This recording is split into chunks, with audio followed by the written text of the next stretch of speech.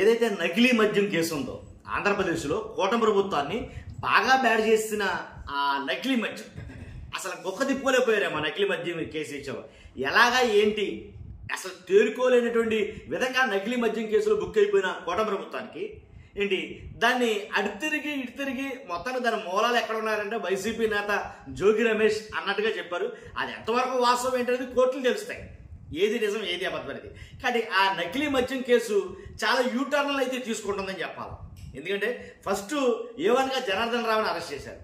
Arrest చేసిన తర్వాత ఎప్పుడైతే కూటమి బాగా బ్యాడ్ అయిపోయిందని అనుకున్నారో అప్పుడు కొన్ని మలుపులు అయితే తిరిగింది, యూటర్న్లు అయితే తీసుకుంది.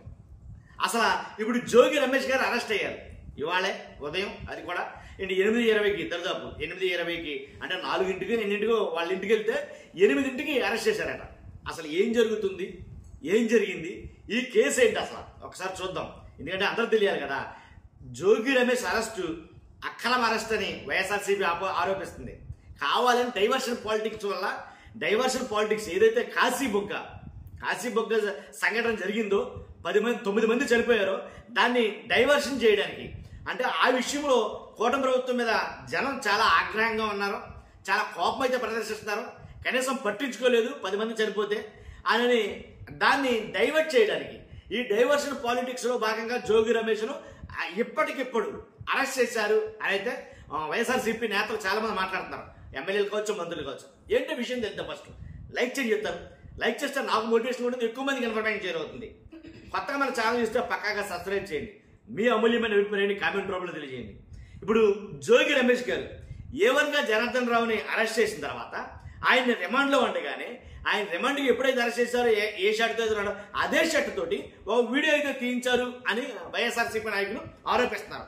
ఆ వీడియోలో జోగి రమేష్ పేరుని ప్రస్తావించడం, మరి జనార్దన్ రావు ఏవన్గా ఉన్న జనార్దన్ రావు రిమాండ్ రిపోర్ట్లో జోగి రమేష్ని ఎందుకు ప్రస్తావించలేదు, జోగి రమేష్ పేరుని మాజీ మంత్రి జోగి రమేష్ పేరుని ఎందుకు ప్రస్తావించలేదు? ఇది మెయిన్ వైఎస్ఆర్సీపీలో వేస్తున్నటువంటి ఫస్ట్ క్వశ్చన్. అప్పట లేని జోగి రమేష్ ఇప్పుడు కేసులోకి ఎలాగ అమాంతంగా వీడియోలోకి వచ్చేసాడు? ఒకటి అంటే బలవంతంగా చెప్పించారని, ఏంటి కేసుని డైవర్ట్ చేయకపోతే బాగా బ్యాడ్ అయిపోతామని, కాబట్టి నకిలీ మద్యం తయారైంది టీడీపీ గవర్నమెంట్లోనని తెలిస్తే ప్రజలంతా అసహించుకుంటారని మొత్తానికి ఇలా మార్చారని వైఎస్ఆర్సీపీ నాయకులు మాట్లాడుతున్నారు. తర్వాత జనార్దన్ రావు జైలుకి వెళ్ళాక కుట్రపూరితంగా ఈ వీడియో చేయించి అది విడుదల చేయించడం, అంతేకాదు అసలు పోలీసులో ఉన్నప్పుడు జనార్దన్ వీడియో రికార్డింగ్ చేయించడం ఏంటి? తర్వాత ఆ వీడియో కూడా టీడీపీ ఆఫీసులో నుంచి లేదా ఎల్లో మీడియాలో నుంచి బయటకు రావడం ఏంటి? అర్థమైందా? ఇలా మాట్లాడటం మొదలుపెట్టారు.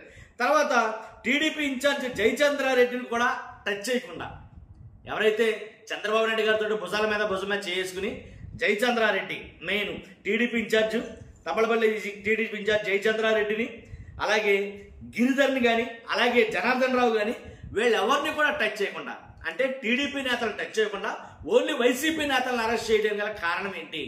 అసలు పునాదిలే అక్కడ కదా, అసలు తయారు చేసిందే వాళ్ళు కదా, తయారీ ఫ్యాక్టరీలే వాళ్ళే కదా, కాబట్టి ఏంటి కుట్టిన పరిశ్రమల కింద పెట్టిందే వాళ్ళ కదా, కానీ వాళ్ళు ఎందుకు ఇప్పటిదాకా టచ్ చేయలేదు అని వైఎస్ఆర్సీపీ నాయకులు అంబటి రాంబాబు గారు కానీ అలాగే మల్లాది విష్ణు గారు కానీ చాలా మంది ప్రశ్నిస్తున్నారు. వాళ్ళ నాయకులు అంతా కూడా కావాలని ఏదైతే కాశీబొగ్గలో 9 మంది మరణానికి కారణమైనటువంటి కూటమి ప్రభుత్వం ప్రజలందరూ కోపంతో మాట్లాడుకున్నారు, దీని గురించి చర్చించుకున్నారని తెలిసి ఆ టాపిక్ని డైవర్ట్ చేయడం కోసమే, మరి ముఖ్యంగా ఆ టాపిక్ నుంచి ప్రజల దృష్టిని మరల్చడం కోసమే ఈ జోగి రమేష్ అంశాన్ని తెరపైకి తెచ్చారు అని మాట్లాడుతున్నారు.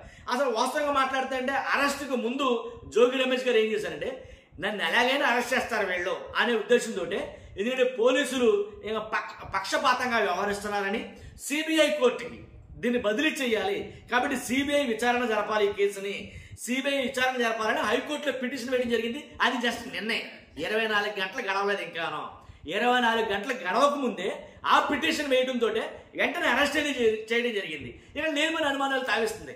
ఏమి సిబిఐ కోర్టులో పిటిషన్ వేయడం ఏంటి, 24 గంటలు గడవక ముందే వచ్చి అరెస్ట్ చేయడం ఏంటి?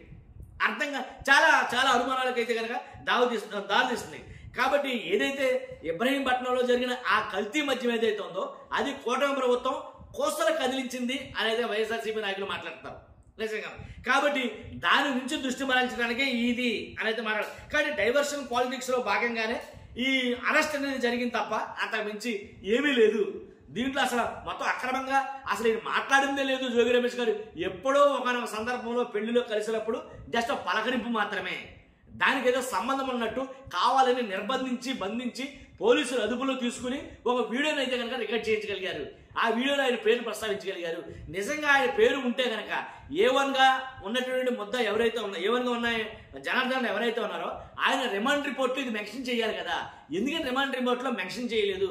అప్పుడు గుర్తుకురాని జోగి రమేష్ అనూహ్యంగా ఎప్పుడైతే కూటమి ప్రభుత్వం మీద తేరుకోలేనటువంటి బాంబు ఎప్పుడైతే పడ్డాదో అప్పుడు అమాంతంగా వీడియో బయటకు వచ్చేయడం, జోగి రమేష్ గారు పేరు యాడ్ చేయడం, ఇలాగే ఎలా జరిగిందని చెప్పేసి మాట్లాడి జోగి రమేష్ గారు కూడా ఊరుకోలే. ఎలా అంటే చాలా కామెంట్లు అయితే చేసి అడిగినాను.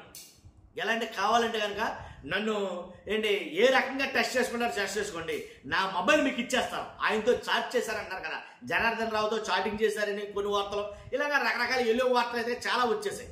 ఇవన్నీ నిజమనుకుంటే కనుక నా సెల్ మీకు ఇచ్చేస్తా, మీరు ఎలా కాల్దాలు చేసుకోండి, లైవ్ డిటెక్టర్ టెస్ట్ చేయించండి అవసరమైతే నా చేత అని అవసరమైతే ప్రమాణం చేస్తారని ప్రమాణం కూడా చేశాడు ఆయన అమ్మవారి సన్నిధిలో. కాబట్టి ఇలా 1, 2 కాదు, మ్యాక్సిమం అసలు ఊరుకోలేదు 10 రోజులు కూడా. ఆయనకి అర్థమైపోయింది సీన్. ఎలా అంటే నా అరెస్ట్ అనేది జరుగుతుంది, ఖచ్చితంగా నన్ను అరెస్ట్ చేస్తారో ఏంటి డైవర్షన్. అరెస్ట్ చేయడం కూడా తెలివిగా ఏం చేశారంటే కాశీ బొగ్గ గురించి ప్రజలు మాట్లాడుకోకుండా జోగి రమేష్ అరెస్ట్ గురించి మాట్లాడుకునేటట్టుగా ప్లాన్ చేసి పథకం ప్రకారం ఇప్పుడు అరెస్ట్ చేశారు అని అన్నారు అంబటి రాంబాబు గారు కానీ మల్లాది విష్ణు గారు కానీ వైఎస్ఆర్సీపీ ఎమ్మెల్యేల మంత్రులు. కాబట్టి ఏది ఏమైనప్పటికీ డైవర్షన్ పాలిటిక్స్లో భాగంగానే అరెస్ట్ జరిగిందా లేకపోతే ఈయన ఏమైనా ఉన్నారనేది నిజ నిర్ధారణలు కోర్టులు తేలుతాయి. చూడాలి ఏం జరుగుతుందనేది. చూస్తున్న మీరు అందరూ కూడా మీ అభిప్రాయాన్ని కామెంట్ రూపంలో తెలియజేయండి. ఫస్ట్ అయితే లైక్ చేయండి, కొత్తగా మన ఛానల్ చూస్తే కనుక పక్కగా సబ్స్క్రైబ్ చేయండి. Thank you very much.